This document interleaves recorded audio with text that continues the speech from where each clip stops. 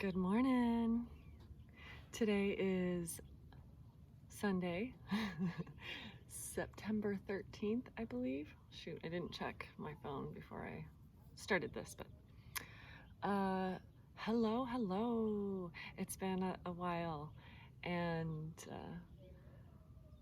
I thought I'd make some current observations and also try to take some video today and see if anything pops up. What I wanted to talk about is the fires that are happening, throughout the whole west of the Mississippi, basically.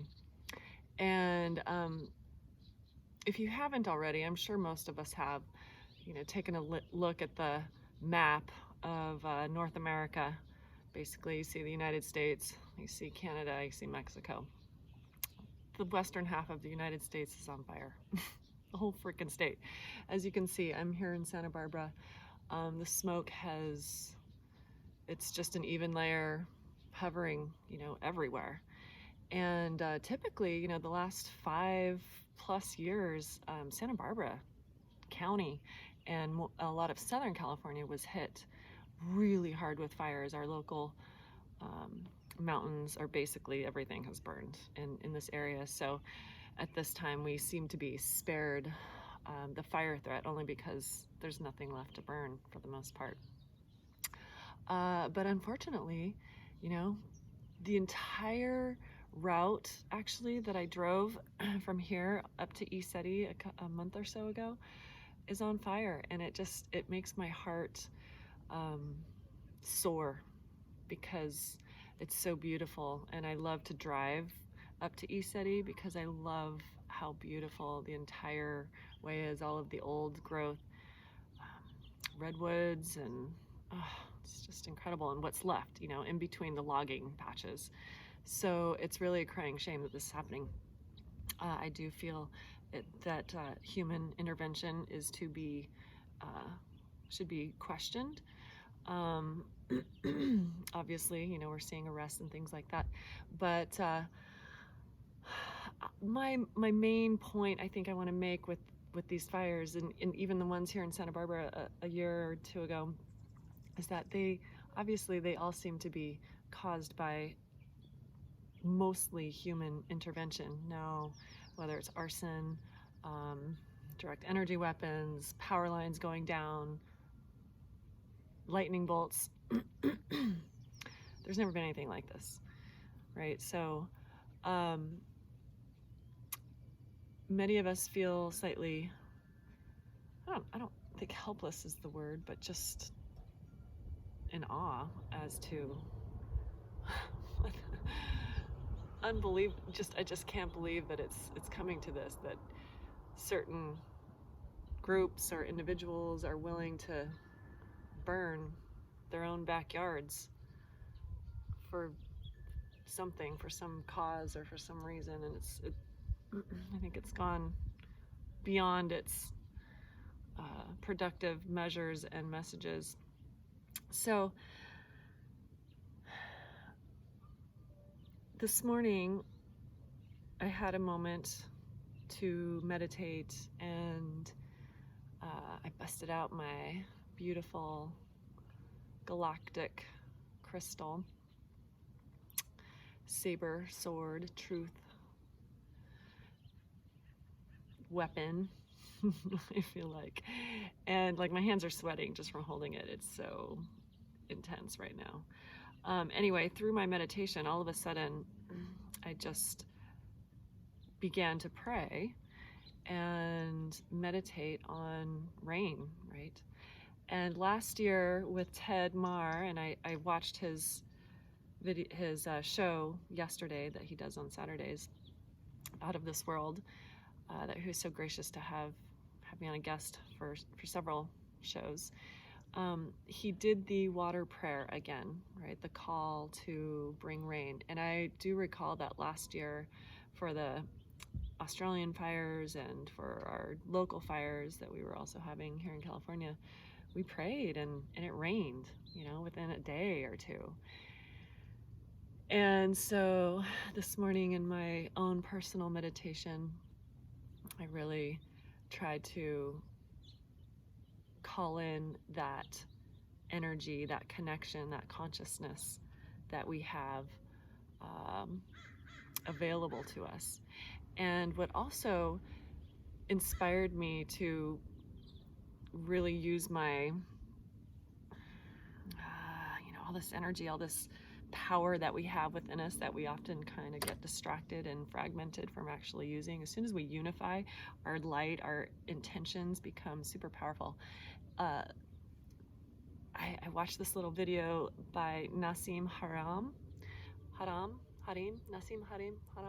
not sure how it's pronounced. Anyway, he's this incredible quantum physicist. And I love his information because he was saying that we're never at a loss of energy or power, because the space between even me and the camera here is full of so much energy. It can fuel universes, right? And so, and he says that the space, between anything is just loaded, this Ethernet. And when things become compressed, when that space becomes compressed, it begins to materialize, it begins to create matter. And what he says is all this, the space, if you consider our bodies, the matter, and then everything outside of us, space, he says consciousness dwells within the space, and it's our bodies that's an antenna that interprets consciousness. So our brain is not consciousness. We, this kind of functioning meat suit, is a result of all of the energy and consciousness around us. So we're an observer, and the consciousness is everywhere, right? Consciousness is everywhere, and gravity is consciousness. Right? So when you think of this weight, this drawing, the planet Earth, the gravity that draws us to it, Earth, consciousness bringing energy, matter to it.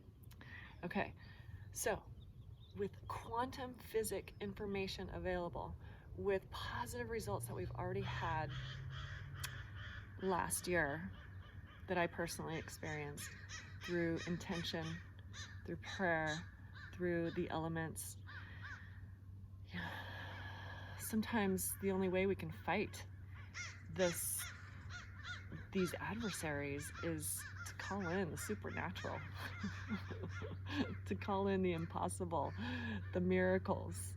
And it's when we're kind of surrendered into that space that we are the most powerful, right? Because we're the most raw, we're the most connected to the space, to the Ethernet, to where things become manifest. So I don't think I'm really qualified to explain quantum physics, but I do feel it in my heart. And I think that's where quantum physics and spirituality and science meet, is right here in the heart. All right, so it's been a while. I wanted to make this video before I actually try to take shots, because I like to create an energy and a purpose for the photographs that come in. So along with my own prayers and intentions and elemental Qigong and work to try to bring in rain, I basically envisioned this giant, rainstorm just hovering off the coast and just asking it to draw in, just covering, enveloping the whole western United States.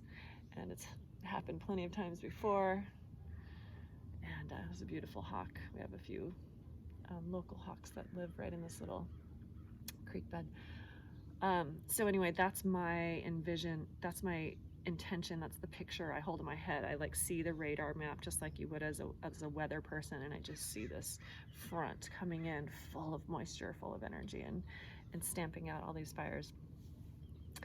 All right, and then I'm gonna, of course I asked for some help, some assistance from the galactics. I want to make sure they heard that they are in response, that they hear the call to action, the prayer, the command. You know, sometimes I like to be the boots on the ground general, and I, you know, when things get really squirrely, I sort of stamp my boot on the ground and I demand assistance. You know, I make a command. It usually works.